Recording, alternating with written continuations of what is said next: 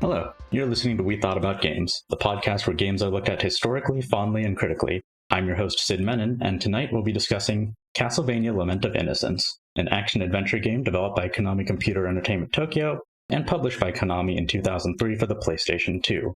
Joining me on this episode is Melo. Hi everyone, so nice to see you. So, Melo, how'd you get into Castlevania? Oh, it's a great story.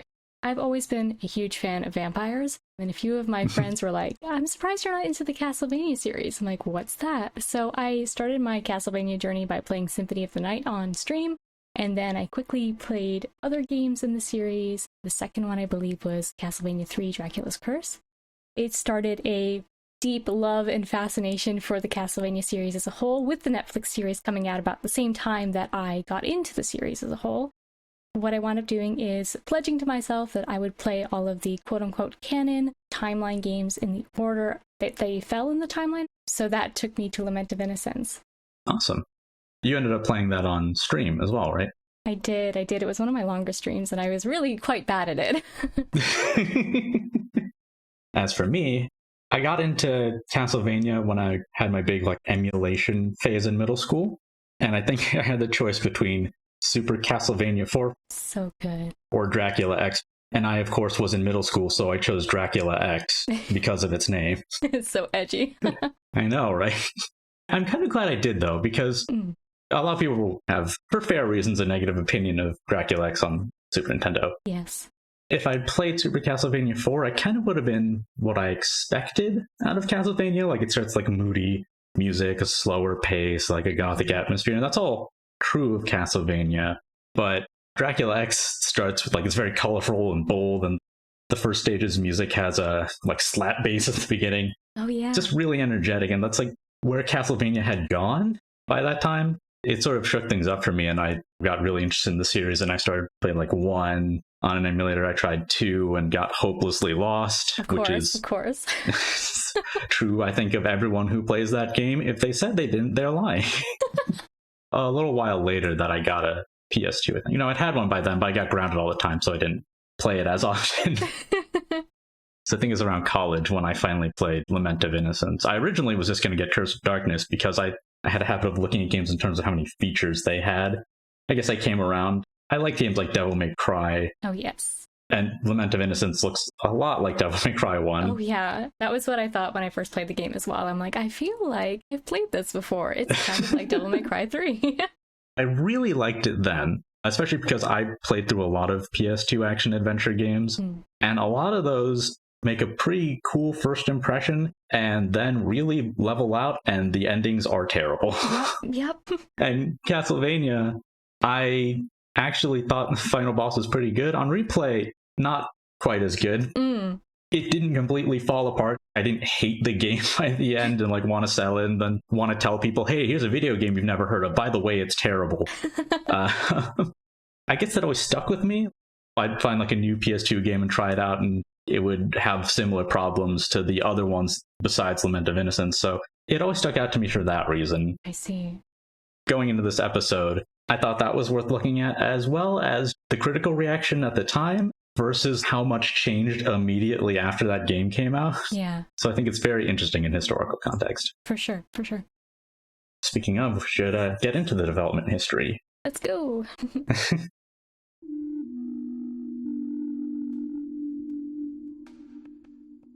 Koji Igarashi, also known as Iga for short, was the co-director of Castlevania Symphony of the Night in 1997, which was critically acclaimed, but it was a 2D game on the PlayStation 1, so for anyone who listened to the Mega Man X4 episode, I have to reiterate, yes, that was a really big problem for 2D games in the late 90s. It's so hard to imagine now when people put pixel in their title on purpose to make a game sell more.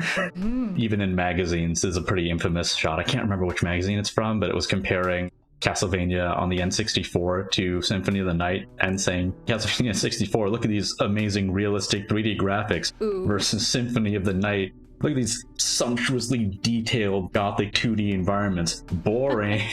Boring, snooze fest. Meanwhile, also in 1997, Konami's Nagaya studio released Castlevania Legends for the Game Boy. The previous Game Boy Castlevania game came out 6 years before this one. That's a wild fact to me. I didn't think there was such a big difference between the two. Yeah, I forgot that too. It felt like they came out close together, especially because Castlevania Legends on a technical level is in every way worse than Belmont's Revenge. I don't really know why, and it's so weird because like a system having a long lifespan, like the original Game Boy, and Konami being people who were pretty good at making games for multiple consoles, you'd think they would have this real mastery, and this would be like the furthest you could push the original Game Boy technology. Yeah. And instead it looks like it came out when the Game Boy came out. Yep. It's a real shame. Mm-hmm. And then a year later, the Game Boy Color would come out, so the kind of long tail development of appreciation for it over time, like it didn't get a chance. By the time that game dropped in price, the Game Boy Color was out, and they were color games. I feel like it was a really forgettable title in the series, and I only learned about it pretty late in my Castlevania journey, and it seemed like a very sad missed opportunity. Mm-hmm. So you didn't end up playing it, right? Because it was removed from canon? Truthfully, I tried the Game Boy games, and I found that they were really slow, and I played it for maybe 5-10 minutes, and I was like, y'all won't mind too much if I just skip these games, right? Because I was streaming at the time, and everyone seemed to be in agreement that it was totally fine for me to just nix those. Also, it was posited as an origin for the Castlevania series, but it was also, just like a spin-off Game Boy game. So the plot is that the main character was just born with supernatural spiritual power, and Dracula killed her family, and she inherited her grandpa's enchanted whip. And then if you get the best ending of the game, it's implied she slept with Dracula's son Alucard, and that's why all the Belmonts are the way they are, that whole clan, destined to fight Dracula forever because they're actually related. It's wild to me. I honestly think there's so much potential in that plot. I was really taken aback the first time I heard about it, and I was like, there's no way. I can see why it was redacted, but now I just have like this gnawing curiosity. So I would love to hear your opinion on if it would have held its own as an origin story versus Lament of Innocence. I remember people being upset at Lament of Innocence because they replaced, one of the few female protagonists in the series with another guy. Yeah. But also, I thought the origin story was that Sonya was just like a country girl and learned how to use a bullwhip from her grandpa for fun because she was like a tomboy. And then Dracula murdered her family while she was away, so she just got super pissed off and killed all of them with the bullwhip. And that's so awesome. That's what made it special. Yeah, like I thought, okay, and like, yeah, I can see why people are upset at that versus the definitely more convoluted version of Lament of Innocence's origin. But that's not what happened. And in fact, it's someone was born special one day, and then they did the thing that they were born special to do. Aw, what a shame. 2 years afterwards, Konami's Kobe studio released Castlevania on the N64. It was just called Castlevania, though most people call it Castlevania 64 now, in January of 1999. It was a pretty rough transition to 3D. Didn't sell super well, didn't review very well. To emphasize the turnaround time on this, I didn't just say the year, I said January of 1999, because the revised and expanded version of the game came out in December of 1999. Wow. Even if it did fix everything, it was a revised version of a game that did not that well. Mm-hmm. Unfortunately, it also didn't fix everything. So the combination of those two things made it kind of an interesting but wasted effort. Oh, that's a shame. Did you play the N64 ones at all? There's a trend here, honestly. I tried it for the first 5-10 minutes and decided, nope, I can't do this right now. Couldn't play it. The controls were really difficult for me to wrap my head around, so I will be revisiting it someday, but not today. I mean, they're quite difficult because they're kind of bad. Yeah. Though I do know a few people who speedrun them, and it seems a lot more fun watching somebody speedrun those games. Yeah, it's learnable. Right. They have their charms. Yes. That's a nice way to put it. Yeah, but as far as a fun game to play, I don't know. Right. I was kind of surprised then because the next big Castlevania game is also from the Kobe studio of Konami, Circle of the Moon for the Game Boy Advance in 2001, which followed the Castlevania Symphony of the Night model and not the sort of classic level-by-level arcade game model of the older games. In my quest to play all the Castlevania games, I'm starting with the canon titles, and as far as I understand, Circle of the Moon is not considered a canon title, so I haven't actually played it myself yet. So I'd be really curious to try it one day as well, even if it is notoriously difficult. Also, I mean, as far as the story, it has the most bland protagonist in the entire Castlevania series. Really? That's saying something. Because I feel like a lot of the protagonists are kind of one note, or, you perceive them as you will. So that's interesting to hear. Nathan Grade's the protagonist of that game. He speaks but says totally predictable, uninteresting things. Oh. You can't put an interpretation on top of him that he is possibly more interesting because you know he's not. I see. It has its defenders. I mean, I can understand that. It has some cool systems. As a Game Boy Advance title, people weren't expecting 3D, I guess, anymore, so they set the proper expectations, and I think people had come around on Symphony of the Night by this time. 2D Castlevania finally had a route to come back, and so Koji Igarashi returned for the sequel, Castlevania Harmony of Dissonance, the following year, and also brought along with him character designer Ayami Kojima, whose art is basically synonymous with Castlevania's identity now. Yes. Very androgynous, very gothic. Very beautiful. Self-taught as well. Oh, right. She's so freaking good. So with this success, Igarashi was given the green light to do a new 3D game. Woohoo! And that was unveiled at E3 2003, and its title was simply Castlevania because it was going to be a new starting point for the series. They'll also recall that Castlevania 64 was originally called Castlevania, and the original Castlevania game was called Castlevania. You're just trying it again and again and again, hoping it sticks. This time, it's the beginning. For real, this time. Interestingly, it was set to be released just 5 months after its announcement in October. Oh. I feel like that specific window doesn't really happen with game announcements anymore. It's out right now, or it's going to be out 3 years from now, whatever. Yeah, I've noticed that trend as well with recent game launches. And I think 5 months is a pretty decent window because, like, you can be excited and it's soon enough, but it's not too soon that you're like, I'm playing a game right now. Why did you release this right now? I'm not done. And I find it interesting that they wound up releasing it in October. I wonder if that was intentional. Yeah. I feel like there's not as much Halloween stuff in Japanese titles. I feel like the holiday is not referenced very often. Mm-hmm. If anyone, I imagine Koji Igarashi respects Halloween. Hopefully so. Igarashi was interviewed by Christian Nutt of IGN before the game came out, and he said he wanted to revive Castlevania as a console experience, saying, "From now on and in the future, this will be the starting point, and I'd like to proceed with 3D Castlevania. It all depends on the platform and the market. If the market still allows 2D gaming, I would also proceed with that game design as well." And for an indication of how that went, later that same year, Aria of Sorrow came out for the Game Boy Advance, and that's what the next set of Castlevania games was based on. Also in an interview conducted by Kurt Kalata for 1UP in 2006 for the series' 20th anniversary, he talked about why he removed Castlevania Legends from canon. This game is set in 1094, and Legends is set in 1450. So he said, "These games were taken out of the timeline, not because I didn't work on them." Feels like he's kind of answering a question wasn't necessarily asked, but I guess he's trying to get out ahead of it. Trying to cover his bases. But because they were considered by the directors to be side projects in the series, especially Legacy of Darkness and Circle of the Moon, the only exception to this trend is Castlevania Legends. I intentionally redacted from the timeline so that it didn't conflict with the timing used in other titles. Which, considering the ending of this game is, we'll get to it. Yeah. It's weird. Yeah. It is just kind of interesting how all these games came out together and sort of led to Lament of Innocence happening at all in the first place. Yeah. And then they were removed from the timeline. I mean, series canon, I'm not too concerned with. It is kind of strange that they bother. It is. Because the plot of these games, even like the lesser ones, is that some person for some reason has to kill Dracula, and then they do it. Exactly. It's not that complicated, you know? It's like every 100 years, let's go. The real reason, this is a guess, this is not backed up by anything, that I think he may have wanted to remove Castlevania Legends from canon and make a new origin, is that Konami had recently, in 2000, canceled Castlevania Resurrection, of which Sonia Belmont was one of two main characters. My heart hurts.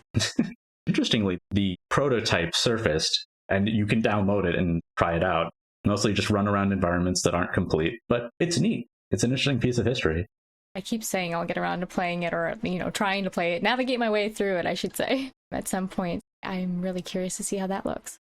For Lament of Innocence, Ayami Kojima returns again as character designer and illustrator. Gorgeous, absolutely gorgeous. That was honestly my favorite thing about Lament of Innocence, is I find that the character designs and the environments as well, they just look stunning. Michio Yamane, who was the composer from Symphony of the Night, one of them, returns as the lead composer on this game. Igarashi limited her to using either one or two arrangements of music from the previous series, instead of the usual tradition of bringing back multiple songs, to establish this as a new jumping off point for the rest of the series. She got her start back in Castlevania Bloodlines for the Genesis, which has a great soundtrack. Also for this game, it was originally conceived with a fully interconnected map, but this was pared back because Igarashi thought it overcomplicated navigation and made puzzles too difficult to solve, so it was changed to be a level-by-level design, with the only remnant being that you can get a key in one level and it'll be for a door in a different level for just a bonus area. The game was completed ahead of schedule, which is that never happens now. Never, ever. But it left them with more time than they expected to tweak the game balance. And of that, Igarashi said, because we had too much time, we adjusted it again and again and again. We're so used to the game that it almost became too difficult, which is interesting considering his next point about the franchise being more popular in the West than it was in Japan, where he said, it seems that Japanese gamers have the image that Castlevania is an extremely difficult game. Since Symphony of the Night, I've taken a great effort to make the games easy enough that any casual gamers could enjoy them, but I don't know that it's reached them. Interesting. We'll get into it later, but I would not say Lament of Innocence is an easy game. As far as how it did in the West, it received generally positive reviews within the 7 to 9 out of 10 range because of its gothic atmosphere, its soundtrack, and its responsive combat. There are some fairly negative reviews, but even in positive ones, the structure of the levels is pretty repetitive, where you'll have a square room connected by a hallway to another square room. One of my complaints as well is I definitely found that it could have been more varied. And the overall game design was pretty simple compared to the Game Boy Advance games. I think the combat system, moment to moment, has more depth, but overall, you don't have a lot to manage or a lot of customization compared to the Game Boy Advance titles. Mm-hmm. It was praised in comparison to the N64 games because, I mean, the environments are definitely much nicer looking and there's not that confusion as to what you can even interact with. Right. The platforming doesn't ask as much of you, but it's just less punishing as a whole. It has its frustrations, but you fall too far in the N64 game and you get injured. So if you screw up jumps enough times, you die. In this one, there's nothing like that. There's just Leon shouting into the abyss.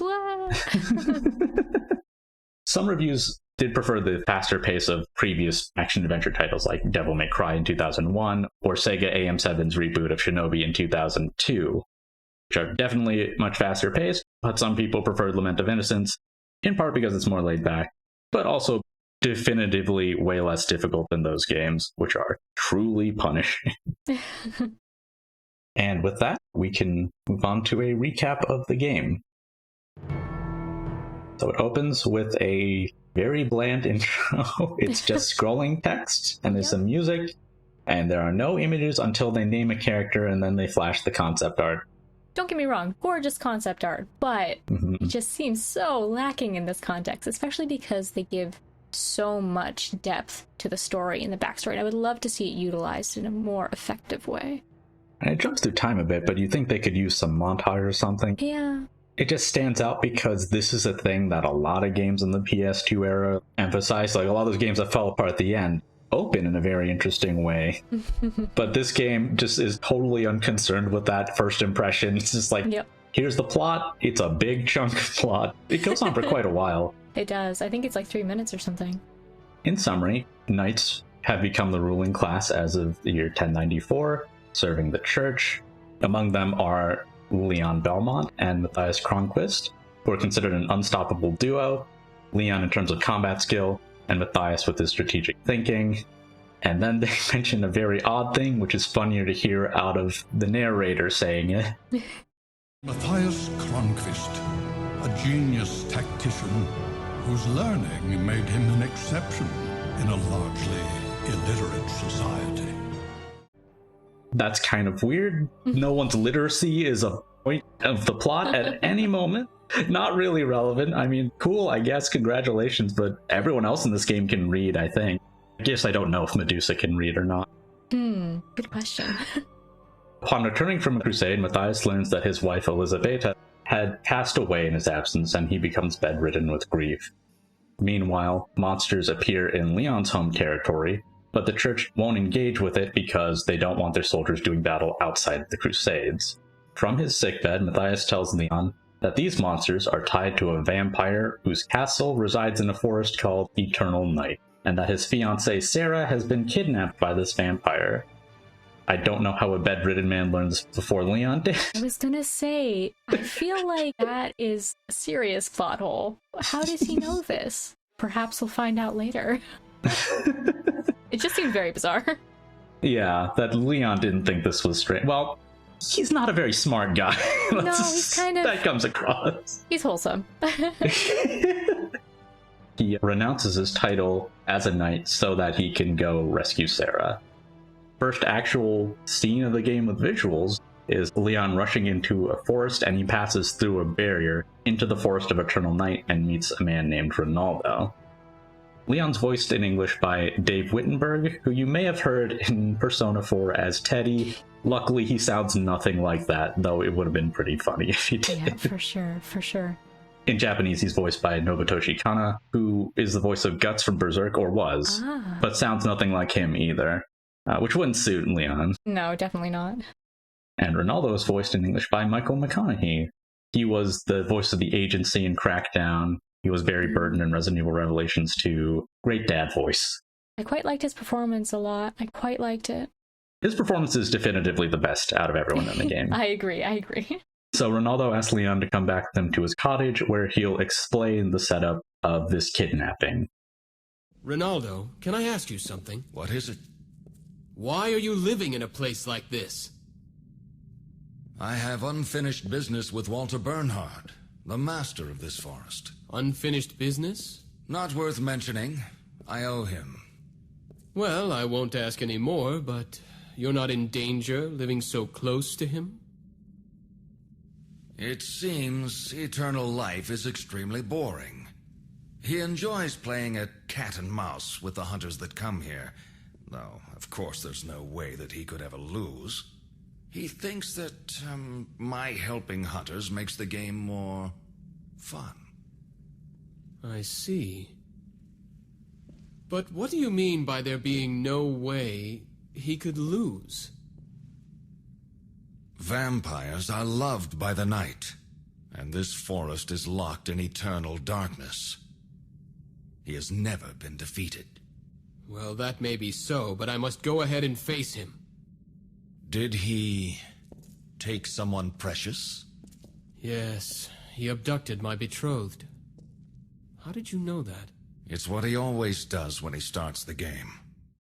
As mentioned, Leon gave up his title, so he gave up his sword as well because it's property of the church, and came unarmed, and said he would just take some weapons from all the previous people who have come through here. But Ronaldo instead gives him the Whip of Alchemy, and explains to him what alchemy is, because it's 1094 and the church has not learned about it or learned that they should be mad about it. Along with this, Ronaldo mentions that he's actually known Matthias for longer than Leon has, because the Cronquist family possesses a book about the alchemic arts. Matthias kept this knowledge of alchemy secret from Leon because some people consider it heretical. Asks Leon if he thinks it is. He just found out what it is and that it makes really good whips. That would be pretty strange of him. A little bit skeptical, but open to it, you know. Yeah, it's just like, well, okay, if Matthias trusts you, then I trust you. And then Ronaldo additionally enchants the protective gauntlet on Leon's left hand and says that he can use magic relics without being trained in magic if he holds his gauntlet out to block certain magical attacks, which is actually a game mechanic where enemies will flash purple and then strike, and if you block that, you'll get magical power. And after all that, he says, this is all I can do for you. Like, he didn't just do a ton of stuff for Leon. And then says, I'll also be a shop. Ronaldo's MVP. He's great. The real hero of this. If Leon had just marched straight in the castle, he would have just died. Straight up. Yeah, it's true. It's a fact.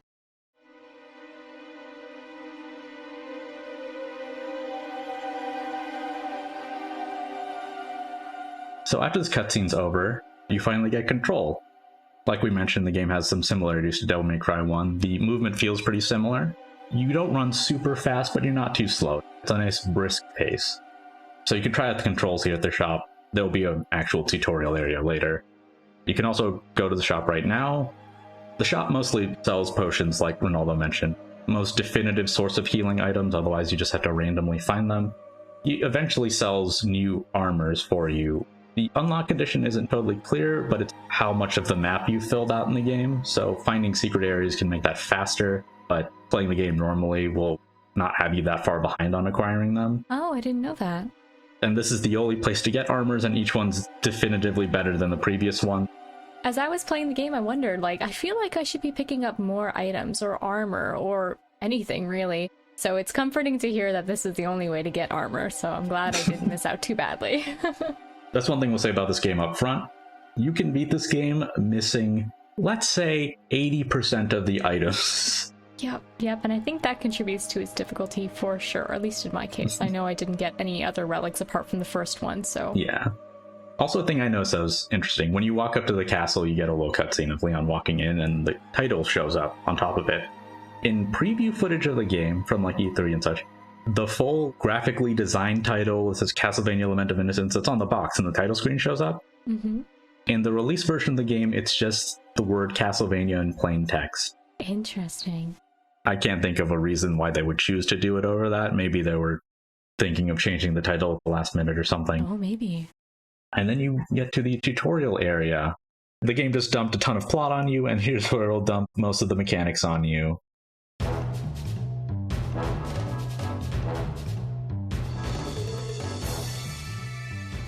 The main combat of the game is driven by doing combo attacks with the whip.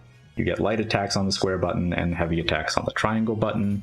You can mix these up how you want at the beginning of the game. Like if you do a heavy attack on the second hit, you'll do the second hit of the heavy attack combo, even if you're doing light attacks before, or vice versa. Eventually you'll get actual combos when you put in certain light and heavy attacks in order. I didn't feel like I lost any flexibility from this. It's not really a big deal.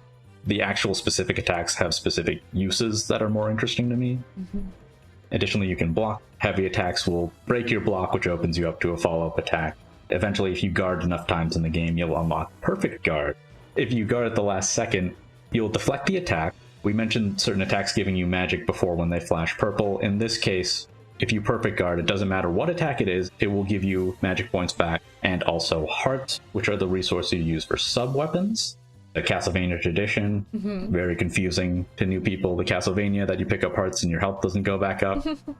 You can evade certain attacks with a quick step. Invincible to attacks through the duration of the flip, and there's some recovery at the end when he lands. This doesn't work on environmental hazards, otherwise you could skip pretty much all of them.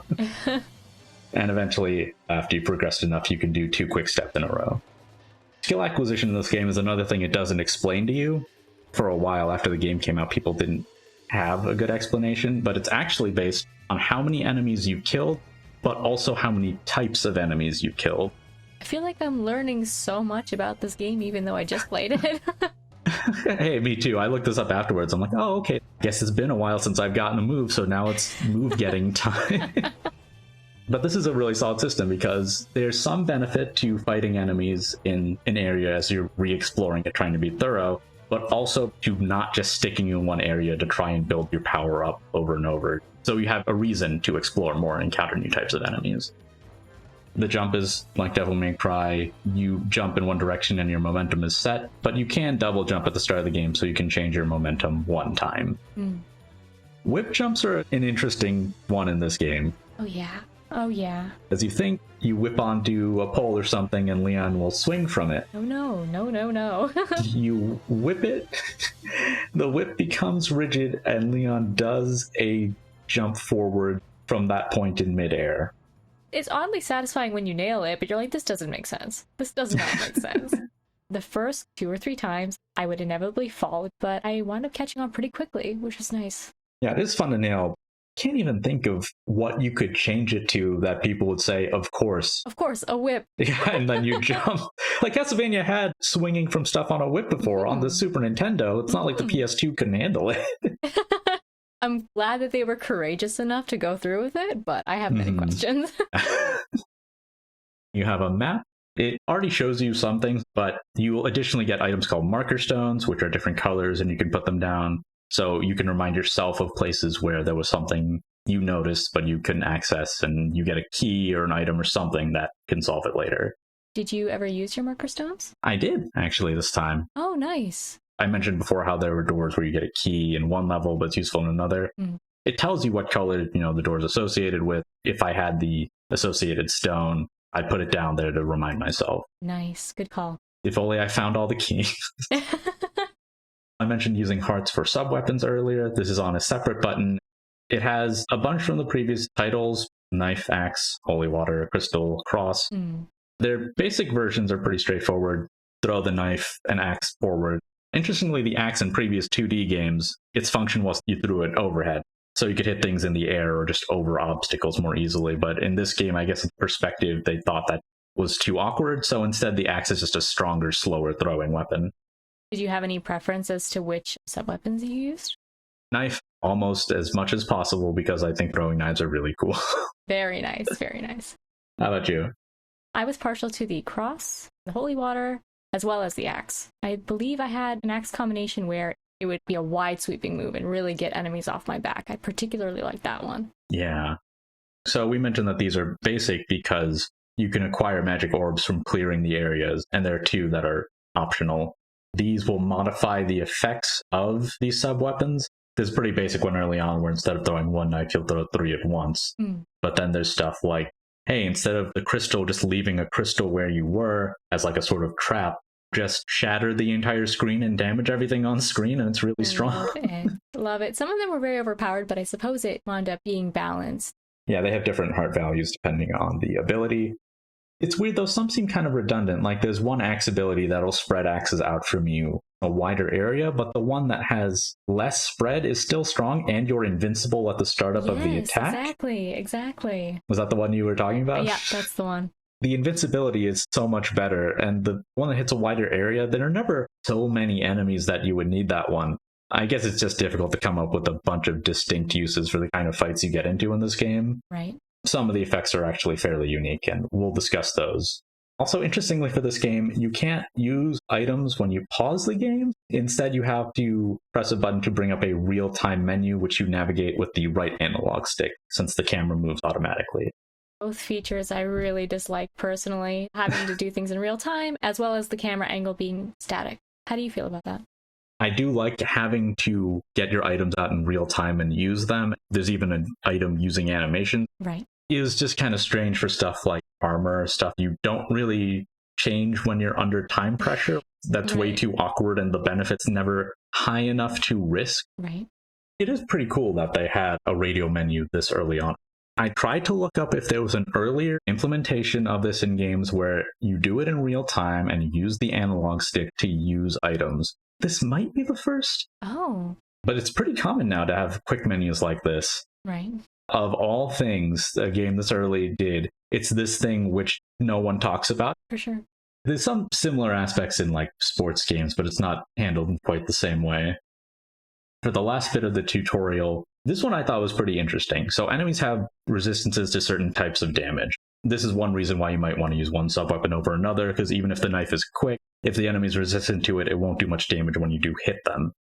It gives you an enemy who is resistant to physical damage. The enemy takes magical damage, and it gives you a relic called the Svarog statue, which, when you activate it, leaves a little trail of fire behind you.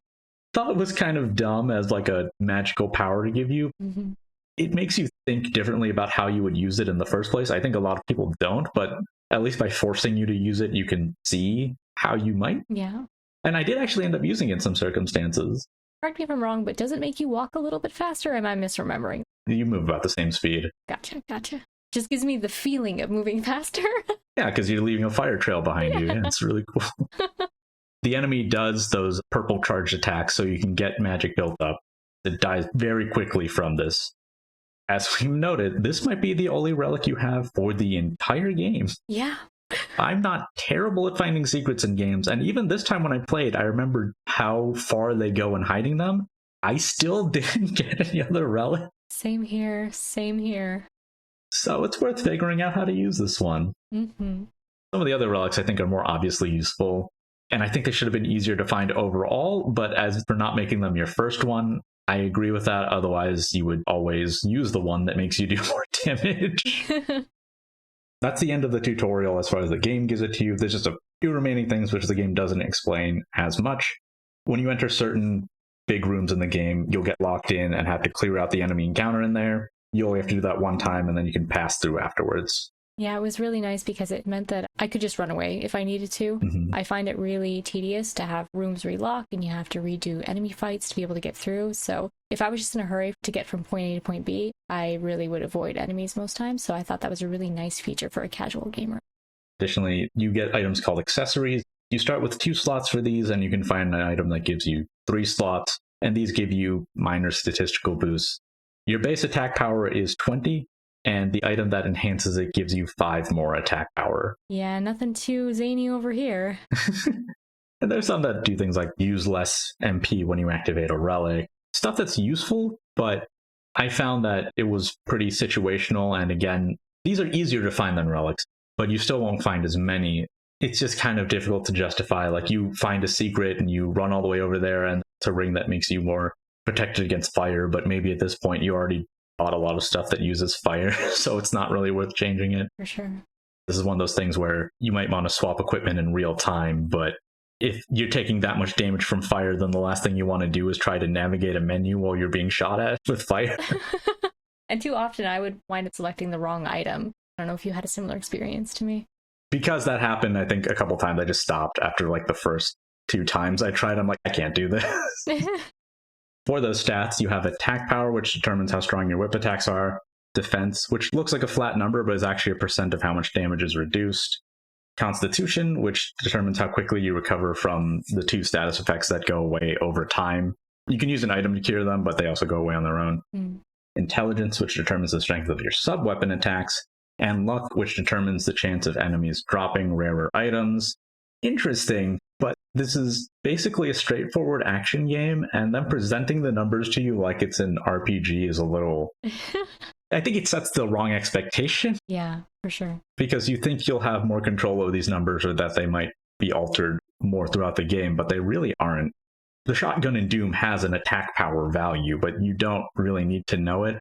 This game, it's kind of a similar situation. Since you don't get stronger statistically from killing enemies over time, sticking around for rare items is not needed to beat the game. It can give you an edge, but definitively it's faster to not bother trying to go out of your way to get them. As for the status effects, there's stone and paralysis, which stop your movement, and you have to jiggle the stick to get rid of them. They're pretty similar. I don't know why they did both. Yeah. Then there's curse, which only lets you do whip attacks, no magic or sub-weapon attacks. And poison, which I kind of like. You only take 1 damage from it when it ticks, which is every 5 seconds or so. But you reel from it when you take that damage. So it's actually more of an action game hazard than like a long-term, oh, I'm just losing tons of health and I need to do something about it. Yeah. Also, you save your game in save rooms. There's an item called memorial tickets that can return you to the save room. You have to actually save at them. You can touch them and it'll give you your health back. And so I did that once and I'm like, all right, that'll be the last place that the memorial ticket registered me to, so I can teleport back there to save some time. And then I went back to the one I actually saved at, which is way more out of the way than the one I touched. Oh no, I didn't know that either. I had always saved out of habit, but that's sad to hear. Loading times and saving are pretty fast. I wasn't putting myself in danger between then and now, so I didn't save. There's also an item called magical tickets. This will take you back to Ronaldo's hut. And with that, you can finally start the game. There's a warp room with teleporters to 5 different levels. There's a different door you can take that goes down some steps. Instead of music, you hear this deep breathing, which gets louder and louder as you go down. Eventually, you reach a room where there's a save room on one side and a locked door on the other, and there's a grated floor and you can see something below it. You can tell it's the source of the breathing and that it's huge, but you don't have a very good look at it. I didn't notice the breathing. That is so very cool. Yeah, I love that as a tease for this thing. For now, this is all you can do here. Back in the warp room, you can choose any level, but the mostly complete map, or the first level is right in front of its teleporter. So this is definitively the intended starting point, and that takes you to the House of Sacred Remains.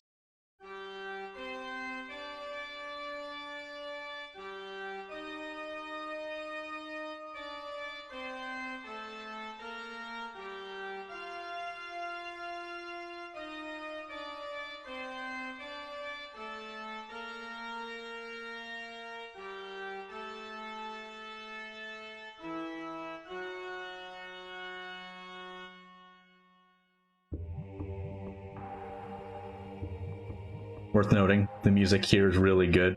Probably the best in the game. It's definitely the one I remember the most. There are a lot of tracks in the game that are good, but the amount of time you spend in the level, hearing them repeat often can get kind of grating. Oh yeah. I think it was the sewers, because I was stuck there for a little bit and I was like, I'm really tired of hearing this song. For House of Sacred Remains, that seems to have been understood because the opening 1.5 minutes of it are pretty good. Nice slow setup. Once you hit the 1.5 minute mark, the music kicks in full and it's really cool sounding, like to the point that when I was playing this game in college, one of my friends looked up from her laptop and he's like, wow, this is really nice. Nice. So this is a pretty straightforward area, but sometimes the camera is pretty difficult. Oh yeah, I really dislike the camera, I'll be honest with you. I kind of remember it being better, but I guess I was thinking of Devil May Cry 1's camera, where that one showed you the room mostly pretty well. Devil May Cry 1 sort of suffered because it was a spin-off of Resident Evil. They sometimes went for dramatic camera angles instead of ones conducive to fighting. Mm-hmm. But then in wide open rooms, you'd have an overhead view and you could see most of the room. The orientation wouldn't be too confusing. In this one, the rooms are square, but the camera just moves in a very strange way that when you enter a room, you find yourself checking the map just so you can be sure you're going in the direction you think you're going. Yes. I had the same problem, and I was wondering if it was like a common occurrence for people. I think there was a setting that you could toggle to have you facing the orientation that you intended to go in when you enter a room, but it took me a long time to think of doing that. Every time I would enter a room, I would have to pull up my menu, reorient myself, make sure that I'm going the right direction. Probably one of the most confusing things about the game. Yeah. On one hand, Igarashi didn't want to make the levels interconnected because he said it'd be too confusing. And conceptually, I think that was a strange thing to do, but if it had been with this camera, then yeah, I agree as to why it'd be confusing. Yeah. The sequel has a more interesting, more connected layout, but it also just puts the camera on the ground level behind your character, and it's just much more straightforward. Yeah. One of the more interesting things this level has is when they gave you the whip jump tutorial, they said you could use it to grab on poles, but also railings. There are upper areas of the level that you can't quite reach by just jumping, but you can whip them and then you'll jump up onto them. There's especially one area where it's at a weird angle. You have to jump and then double jump at the last moment to reorient yourself towards it to whip and get up there. Mm-hmm. And that felt pretty good to get because there are other ways you can get it. There's a relic that makes you run faster, but I mean, if you can find it. The upper areas mostly contain money, which is another reason why it's good to start here, because you can just have a secure amount of money to go through the rest of the game with. Mm-hmm. And as far as enemies, they're like skeletons with weapons or zombies who move pretty slow. This also has the flea men from Castlevania, who are very annoying and hop around very fast. Mm-hmm. But their attacks are pretty aggressive, so if you get good at the perfect guard mechanic, this enemy type is actually the best one because they attack over and over and over. So you can just max out your MP and hearts really quickly off of just one of them. Mm-hmm. Enemies have like a common drop and a rare drop. I saw in the little enemy reference option in the menu that they had a rare item. I'm like, oh, what is it? And so I killed hundreds of them trying to get it. And it was a can of Campbell's tomato soup. Brand name and everything? Not branded.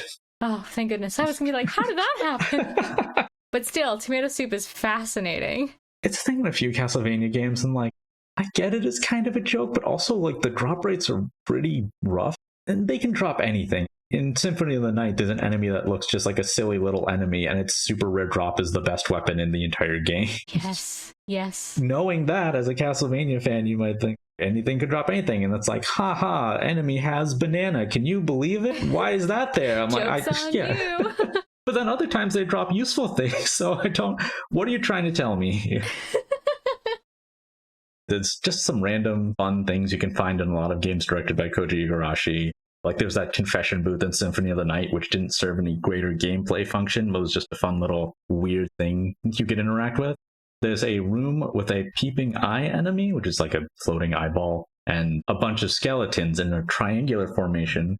When you hit the peeping eye, it'll go flying into the skeletons and make a bowling pin noise. Oh, I love it so much.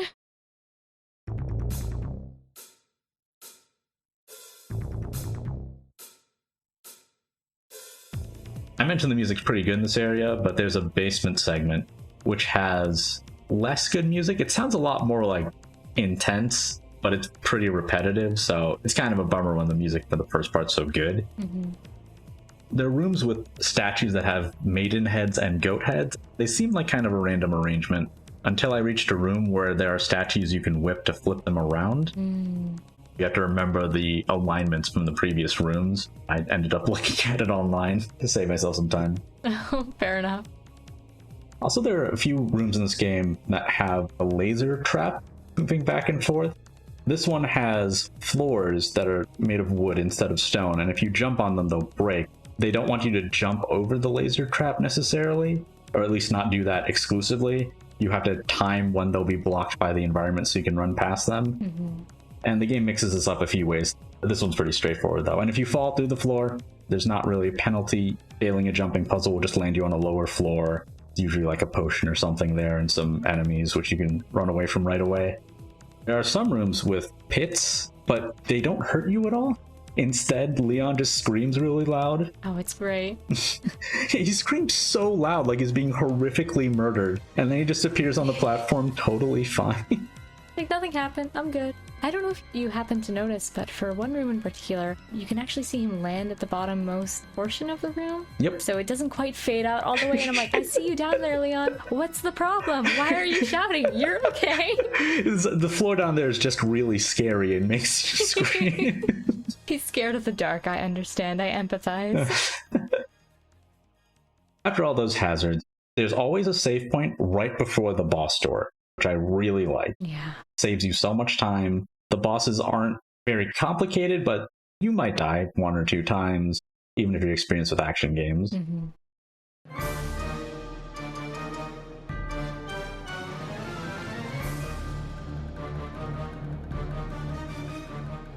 The first boss, though, is called the Undead Parasite, and there's no pomp or circumstance. You go in the room and the boss fight is just started.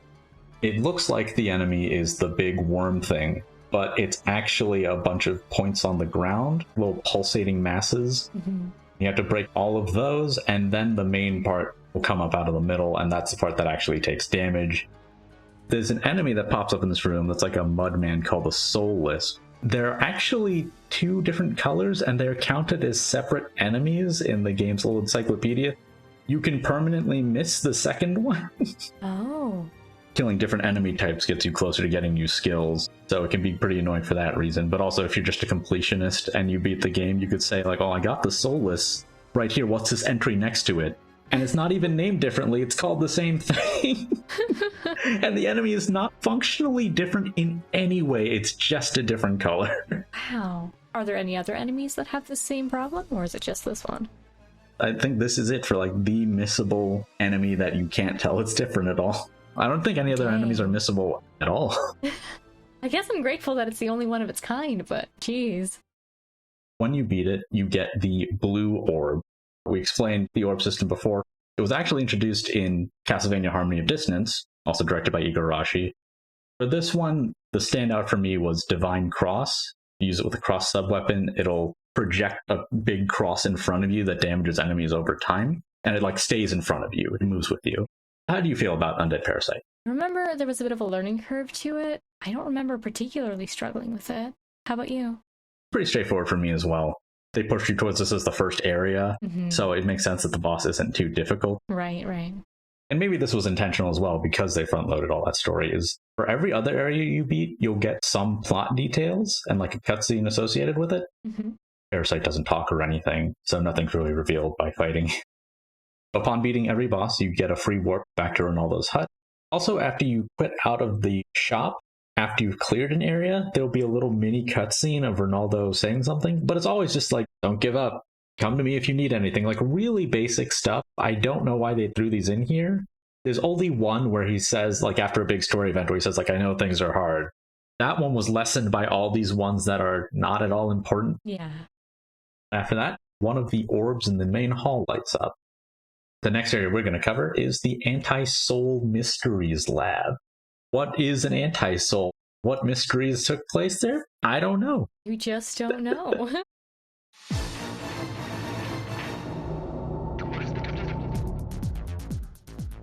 This area has a sort of goth nightclub vibe to the music. kind of cool, but again, ends up looping a lot. There are a couple of library rooms, and one of them has a statue blocking the doorway. It reacts to being hit, but it seems like you can't break it, and you have to come back here later. There are also items sitting around called ancient texts that give you hints for secret areas and puzzles. I forgot that these were here, but they're actually pretty useful, and I think it's just to get you thinking about how secrets might be hidden in other areas in the game, because other areas don't have items like this. Also, around this point is when you get the best whip move in any video game, vertical high. Do a couple hits, and then Leon cracks the whip really hard and then does a follow-up hit. Yes. Really satisfying. I love it. Yeah. I know a lot of games don't have whips in them, but... Or games should have whips. Yes. Even on Castlevania games, I mean, a lot of them are the 2D ones, so you're not doing hot whip combos. Yeah. Everyone lost their marbles in Super Castlevania 4. Move the whip around freely. It didn't really do anything. It didn't enhance the game at all, but it was fun to kind of make it go a little jangly around a little bit. Very weird looking. Yes. There's a fun enemy in this area. They're kind of difficult to deal with because they tunnel underground, but they're called evil stabbers. Yes, I remember these. Yeah, they got big claws that they will hold up above the ground while they're tunneling around. Also, when you kill them, so much blood comes out. Love it. Just like a ton of blood. Love it. It also has the returning red skeletons from previous Castlevania games. In some of them, you have abilities that can kill them. In this one, you can't. For rooms where you get locked in with them, you just had to have taken them down one time. It doesn't matter if they come back to life after that. Also, this is a room where the camera's locked from a certain perspective, but there are these pillars in the room, and I was like, oh, I'm going to be clever and check behind the pillar. And there are items there. Oh, nice. I'm not sure I ever checked behind them myself. But I missed the much more important secret in this room. Oh. You go up some platforms, you have to jump towards the camera, and there are more platforms, and there's a big fancy red door. And when you go into the door, there's a secret boss in here. What? I think I must have missed it as well. Yeah, again, I beat the game without getting any of this category of secret boss. The Flame Elemental.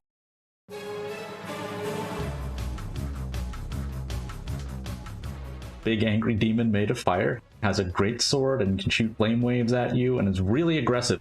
I got the perfect guard by just blocking this boss's attacks for like 10 seconds because it hit me so many times. Wow. When you defeat this boss, it forms a flame whip. So you can get this as a new piece of equipment. Again, you have to change through the real-time window. This gives you elemental attacks now. Very cool. Yeah, I think the idea is that the little alchemical symbol in the middle of the room does something with the whip, but it looks like you're just picking up an entirely new whip, so maybe that's what's happening. Let's get rid of this here family heirloom. Generally, once you get these, you'll want to use them all the time instead of the default whip, except in situations like the elemental zombies or something with an elemental resistance. But generally, these will do more damage because they just add fire damage on top of it. Additionally, when you do certain finishers, there'll be a kind of explosion effect, and sometimes Leon shouts, "Burn!" Ooh, very cool. Yeah. And actually, this whip is related to breaking that statue in the library, but it's not enough on its own. There's also a secret I missed where there's a room with a single out-of-place looking tile, which, if you stand still on it, is secretly an elevator into a tiny little room with an item. Oh. I don't even remember what it is. It's not like game-changing or anything, but it's always interesting to me when an early game has secrets, but they push the concept very far. Later games in this genre on the whole wouldn't hide secrets this way. I guess if you're looking at it with fresh eyes, no basis for like rooms normally look like this in an action-adventure game, so of course I go here, here, and here. Right. Instead, you just look at the whole room like it's new, and then you notice these things. The sequel to this, Curse of Darkness, has a system like that as well, with stealing items depending on what state the enemy's in. It pushed what counts as a state an enemy is in so far. It's a great system, and also I think most people will be completely baffled by some of the situations where you'd steal from the enemy. There's an enemy that picks up pillars in the room and swings them at you, and its steal condition is when it picks up the last pillar in the room to swing at you is when you do the steal move on it. Wow, that's interesting. I would have never guessed that. Nor I. You can reach the end room with the boss in it, but you can't do anything. And there's a big stone with a circular opening in it to put something in. And the stone says, meth. I was really taken aback by that the first time I saw it on stream. I just looked at it and I was like, does that say meth? Very strange. But then you can find some of those ancient texts I mentioned earlier. And the note says, meth means death. E-meth means life. They had to have known what that sounded like. Yeah. At least the localization team. Oh, for sure. This is just a hint as to what to do in that room. There's a room with a timed vertical platforming challenge where like these blocks will shift around. And at the top is a tablet with an E on it. You have to go back to that room and insert the tablet to give life to the boss, which is the golem.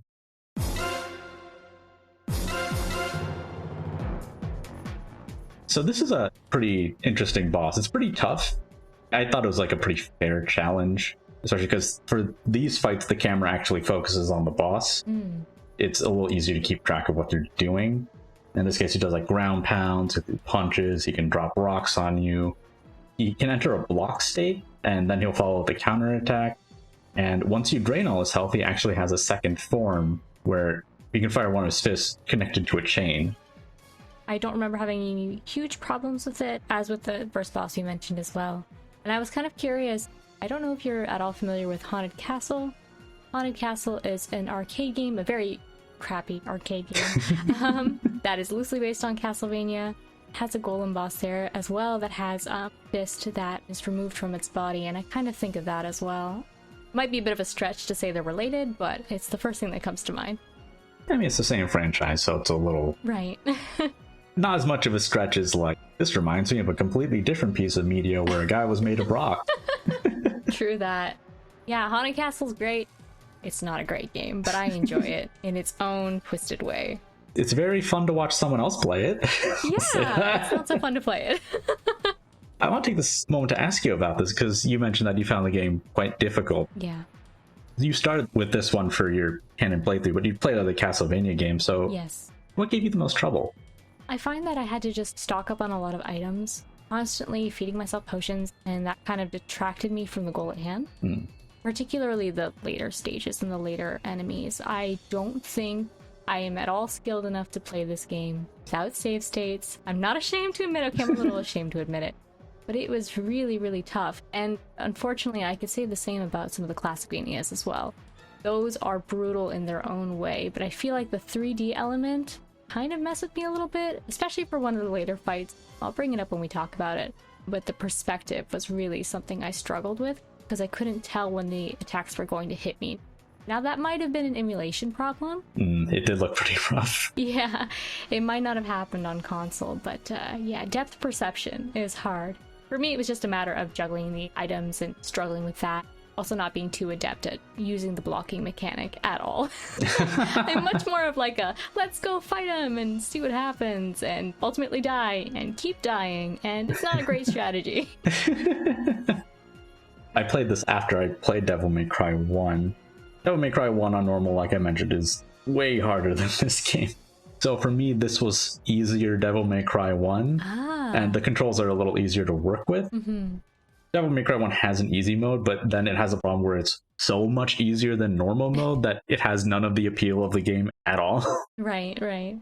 Not that I think there's no reason to play Devil May Cry 1 on easy if you just want to see through the game or anything, but it forces you into like the automatic mode where you can't do your own combos, it just does them automatically for you. Oh, I see. Whereas this one, you know, it's a lower difficulty, but it's much more reasonable and you still get control. Combat doesn't work quite the same as Devil May Cry, where you're modifying inputs, holding forward or back or anything like that, but the way you unlock moves, it ends up being about as free. Do this combo with the finisher, but later you'll get a move that lets you jump to the finisher move right away, which chains into another move if you want. Right.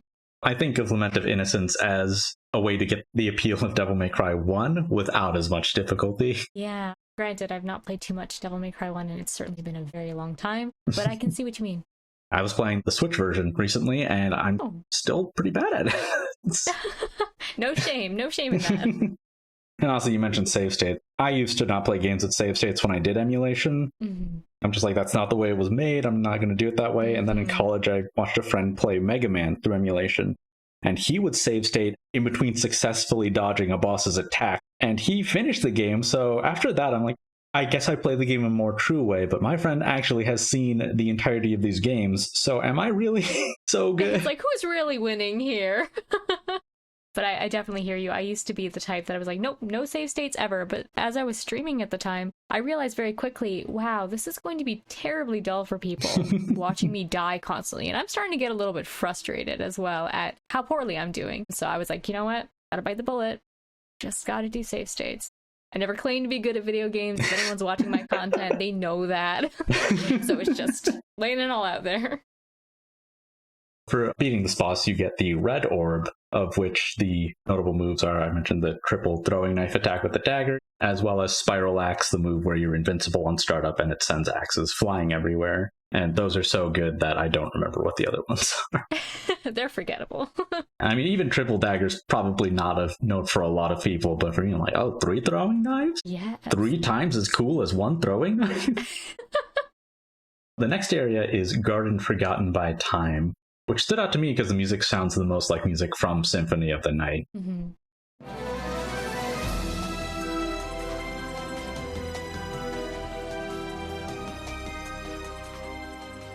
This area also has the hardest whip jump in it because the grapple points for those areas with the whip jumps are moving. Fun, fun, fun. How many tries did this take you? Do you remember? I think I repressed it. And I mean that seriously. I think it took a lot more than I care to admit. What about you? 20? Woo! Okay, now I don't feel so bad. You have to count the amount of times where I messed up the very first part and had to start over. Yeah. And then when you get to the end and have to do it, they're at differing heights, so you might think you need to get a different height. It's the maximum height is what you need to time it for. That's it. That's all that matters because you can't get any more height after that. Also, you had to have saved your double jump to hit the lever at the end. So if you, like me, instinctually double jump for any jump in a game once you have it, even when you don't need it, you will get to the end and not be able to do it. I'm the same way. It's kind of interesting. I wonder if there's a... It just feels nice, actually. That's probably why people do it all the time. Yeah. Also, there are some secret areas which you can only access by using the man-eating plant enemies as platforms. They're really big and pretty imposing looking. Yeah. You do have to stand on them to hit their weak point, but I guess it just didn't click with me that standing on them would be a literal jumping off point to finding secrets. Yeah, I mean, I would have never thought of that. The way I compile notes for the show is I play through it and I'll do some notes then, but then I watch like a playthrough usually to take notes. And this one, I saw them just not killing a man-eating plant in a room and like having it follow them over to a corner. I'm like, what are they doing? And then it opened up and they jumped on it and then jumped onto a platform out of view of the camera. Really cool, but also makes me wonder if this is the entire reason why the camera is bad is because they were worried about the secrets showing up. Oh, maybe. Then I don't know how to feel about it. That's a good point, actually. If they'd use a sort of behind the back camera, then they could just rely on the fact that most people don't look up in games. Also, there's a hidden statue you can use to get to an upper area. This is one of the elemental bosses I actually didn't find. The walk-up is very dramatic. You're like running up a big staircase and there's a thunderstorm happening outside that's like lighting up the whole tower you're in. Kind of surprising that they did it for this and not the run-up to the final boss. Yeah, for sure. I'd be curious to see this. I'll have to look it up afterwards. When you get here, you fight the Thunder Elemental, who fights with a double-ended sword, and they can do shockwaves, and they can summon lightning strikes. I did think it was interesting that there's a ring of thunder you can find in this area on your first go-through, which would help you with this fight a lot. Oh. One of those cases where it's actually worth it to equip something like this. This is early enough that you probably don't have so many accessories that it's not worth giving up a slot for the ring. You get the Thunder Whip. This is one of the whips I missed, but I also felt like most enemies were either weak to fire or ice. Like, I know there are enemies that are weak to thunder. I never really ran into a situation where that was the specific weakness I lacked, and I was like, this is what's making this fight hard for me. Also, when you're outside, it took me a while to realize this. Like, I thought the area just looked kind of weirdly hazy, but if you look, it's actually rain. Oh. Yeah, I think it maybe just is an issue that on a modern display, the effect gets messed up. Yeah. I played this on a television and I remembered it looking a lot better with the CRT display. And I think this is one of those games that really benefits. Yeah. That's come around more recently, where people like to show off games that were made for CRT televisions to say, like, this is what's really supposed to look like. And some of those are cool. Sometimes people show a thing that looks bad without CRT, and then on CRT it also looks bad because the art's just not good in the first place. And like, whoa, it looks so good. I'm like, oh, let's slow down there. But this doesn't make everything look good. I do follow a Twitter that does that, and it's been really insightful to see a lot of the games that I have been emulating that I didn't have access to play on a CRT at the time. It seems really gorgeous. Symphony of the Night was one of them with the sprite work. Yeah. Dracula's face in particular. He's got a red dot in the middle of his eyes, so if you're seeing it through the emulation, you're like, well, that seems very obviously squarish. Then if you see it through a CRT, you can see the whole eye is illuminated in red. It's very cool. And this game, obviously they don't use single pixel tricks, but the squareness of the rooms is somewhat offset. And there are just certain things about games at lower resolution, like on the PS2, on any low resolution game, the sort of way the pixels on the edges can shift around. It's called shimmering, and it's generally considered a downside, but I always thought it kind of looked good for giving something the effect of like a dusty floor. Oh, interesting. It's an old dusty castle. Like, that's really fitting. Yeah, for sure. Also, around this point, you can unlock the skill Falcon Claw, which is a cool dive kick where you just press jump one more time after double jumping. You will bounce off enemies you hit with it, and you can just keep mashing jump to kick them like 4 or 5 times before you hit the ground. I remember this one. I actually ended up using it more, though, to just get around rooms quickly. Like, if I was on an upper level and there was just a set of stairs, I would just dive kick down the stairs. Nice. In the garden areas, there have been a lot of stone statues that are very lifelike. And as always, this means that there's something that's petrifying people. But Leon is surprised by this when you get to the boss, who is Medusa.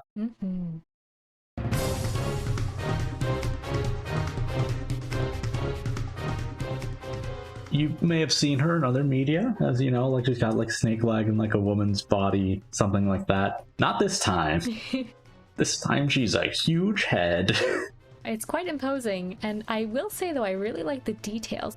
She's got a snake mouth as well, and you can see the inner, I assume they're gums, whenever she speaks, and she's got like 4 sets of teeth. It's really, really cool. One of my favorite designs for a boss, honestly. Though the attacks are less desirable, in my opinion.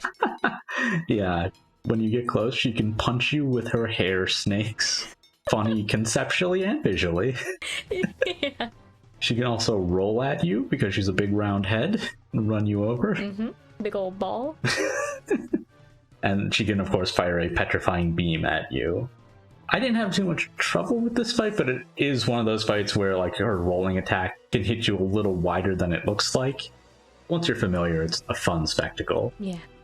When you beat her, she says that she realizes that Ronaldo's whip is stronger than it was the last time she faced someone who was using this whip, and wonders if it's complete. When you get teleported back to Ronaldo, Leon asks him about it, and Ronaldo says, it's because you're stronger than I am when I used it. But then he asks Leon to not think about making it any stronger. No, it's not complete, but don't even think about it. A little bit suspicious. Also, for being the boss, you get the purple orb, and that gives you the crystal ability I talked about earlier, Shatter Plane, where you shatter the entire screen and damage everyone on it. Really strong, uses a lot of hearts, but goes off really fast. The 4th of the 5 levels is the Ghostly Theater.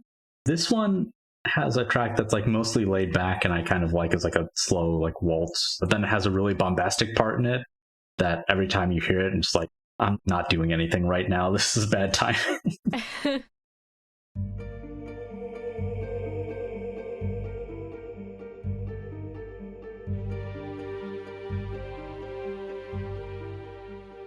This has the widest floors of the entire game. Like, there's 2 levels to this area. It's huge. Yes, unfortunately.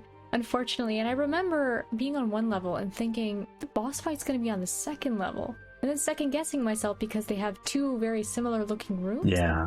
And I wondered, after completing the boss, if I had missed something on the other floor. We might be able to get into that later, but I don't know if you happen to see anything that I could have missed, but I definitely felt like I was seeing double. Yeah, the first floor too, it's got like a mirrored layout for both sides, and they don't connect on the opposite ends, and they have two different ways to get to the second floor. I do think you need to use both to get access to certain rooms. Really quite time consuming, and is probably the most it stands out that you do run around for a long time in this game, which can cut down on the action. Yeah. There's an interesting puzzle room in here also, where there's a turret that's just firing rocks at you. It's very loud. Yes, actually, I do remember now. Sorry, it took me a moment to realize what you were talking about. I do remember, because I was in another room, and I was like, what is that noise? And then it was on the lower floor. It'll make a mark where you are and then fire a rock really quickly. The idea is that there are two different colors of statues in here.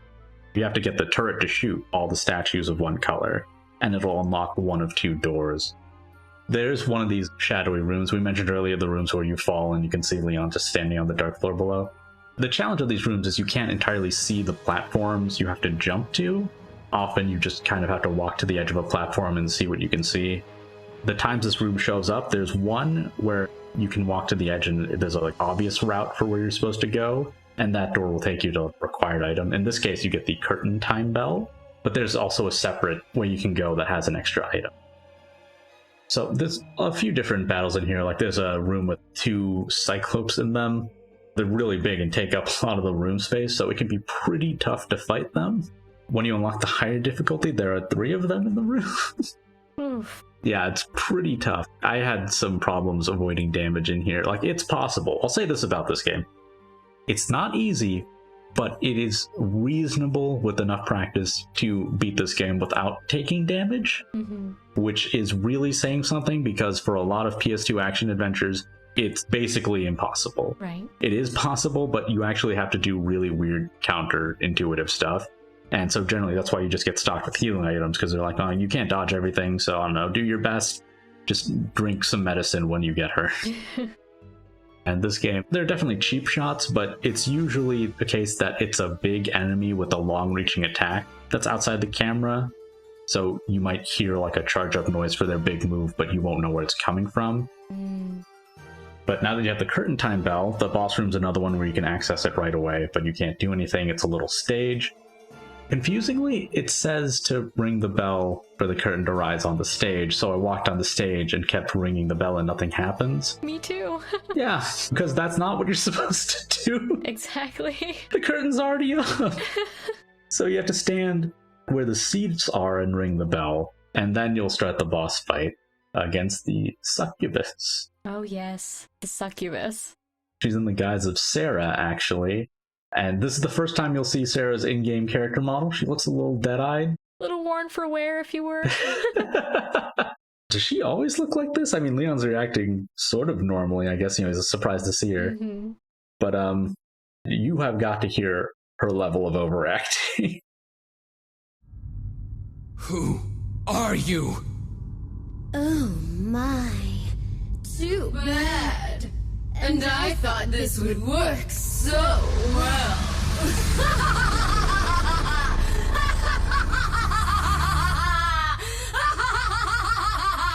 I was careless.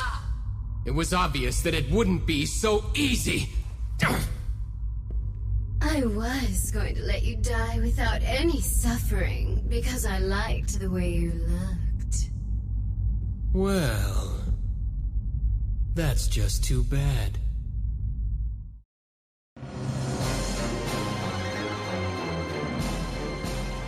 So how do you feel about the Succubus fight? I struggled with it. It was one of the ones I struggled with a lot because of the vines coming out of the ground.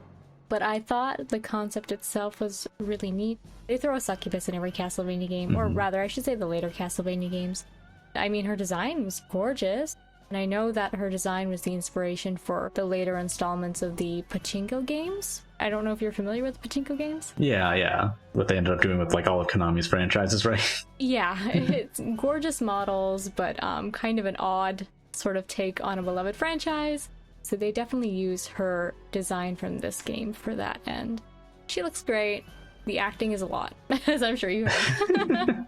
The fight was okay. I did struggle with it a little bit and felt very accomplished when it was done. How about you? Yeah, I had some trouble with it. I mean, because the ground vine she summons can be pretty sudden, and then they're also seeking you. Like, you generally don't expect both to happen. It's like, please, no, I've had enough. And then she also does like a tornado spin attack. The sunflowers she summons are set traps that can paralyze you. Then at the end, she splits into multiple copies of herself. It's kind of interesting. I don't think a lot of bosses have unique low health behaviors actually in this. I don't think that anyone else, apart from the golem having a second health bar, react the same way. Yeah.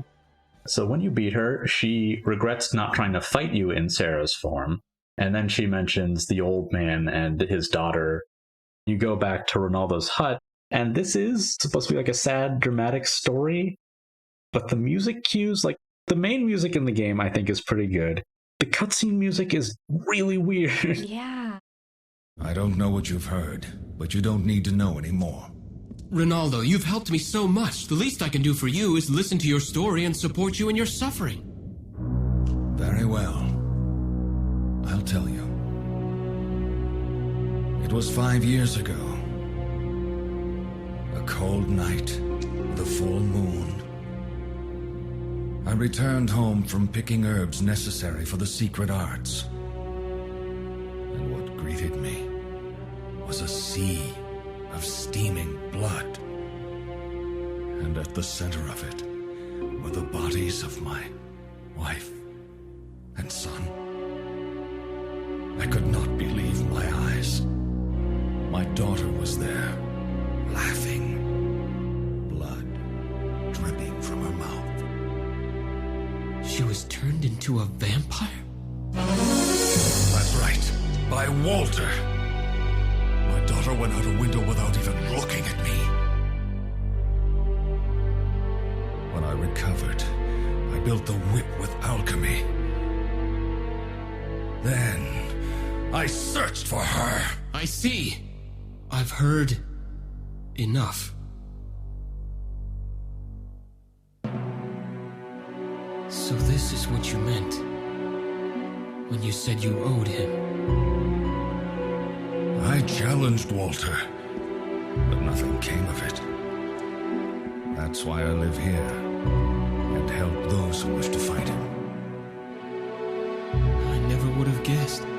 Forget everything I just said. Think only of yourself now. He's not an opponent you can beat while distracted.